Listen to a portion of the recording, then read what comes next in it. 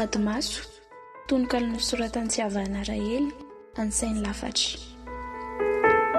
Mpanjininao maharitra amin'ny masonao ny masoko, dia indro mitamberina avy any am-paradoko ny kilalao fahiny fanao ny efa azaza.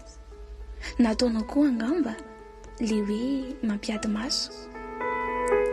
Tsy very ny tadidiko, fa zavatra tsikarotro matetika noresiko ny mpifanandrina amiko, fa na mikipy-alohako na mihodina avy hatrany. Tsy haiko tamin'izany hoe inona no antony, fa resiko ny mason'izay mifaninana amiko amin'irety mpilalao. Nataoko mbola ao ilay iry anatiko ao, noho nin'izay ny fampisehory ny masontsika roa. Indrisy fa tsy izany, hafa ny taloha. Fa vao mbanjininao amin'ny masonao ny jeriko dia reko mihena ny heriko.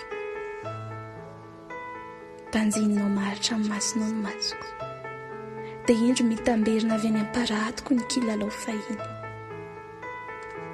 Resinao ny masoko ry tiako sy lalaiko, babo hatramin'ny foko, resy hatramin'ny saiko.